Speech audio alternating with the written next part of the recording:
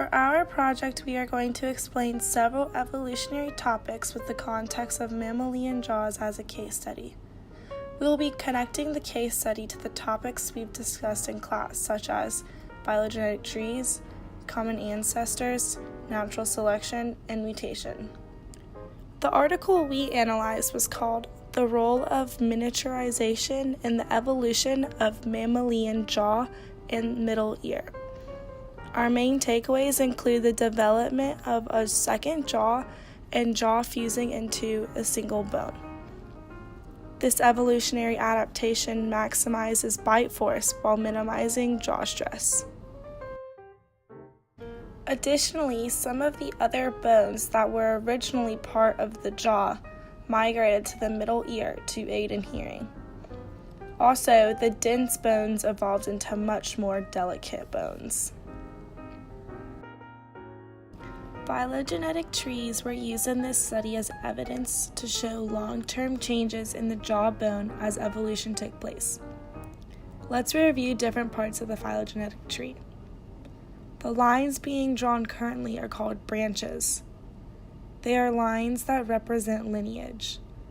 They can either be horizontal or vertical. Letters A, B, C, D, E, and F are all known as taxa. A taxon is a representation of a species or a gene. The upward arrow represents time as it moves closer to present day. This is the common ancestor of all taxa, meaning all following descendants are related to it. This is a node. It signifies a speciation event from a common ancestor in two new species or types. This is a specific branch. B and C are examples of taxa. A is considered an outgroup because it is more distantly related to the other taxon. E and F are a clade, a group of taxa. They are also a monophyletic group, a clade that includes everything, common ancestor and all of its descendants. This section with B and C is a polyphyletic group because it is a clade that excludes a common ancestor and descendant.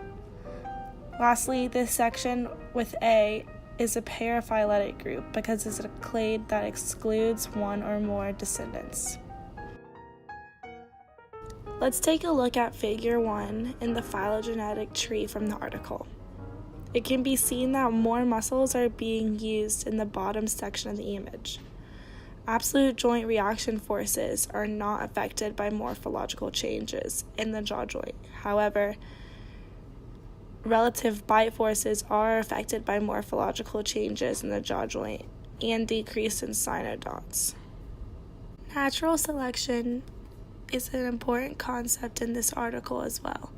Let's review the definitions of natural selection before we talk about its relevance to the research.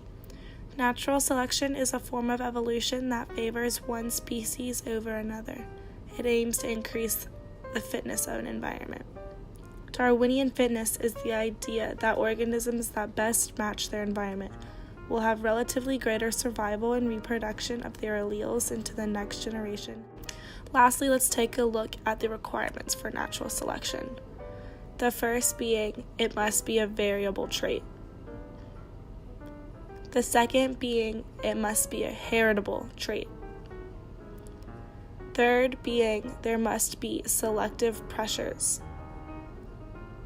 And lastly, there must be different alleles that have different survival and reproduction techniques. As you can see in Figure 1, the size of the jaw varies in earlier time periods. The trait is heritable because the jaws are similarly shaped over time. The selective pressure of the structure is that it is favorable to have a minimized jaw stress while still having a strong bite force. Mutation is also an important concept when it comes to interpreting this article, as mutation is a source of variation. Mutation can occur due to errors in DNA replication, a cell environment change, or a DNA damaging agent. It's related to our article as mutations need to occur in order for jaws to evolve.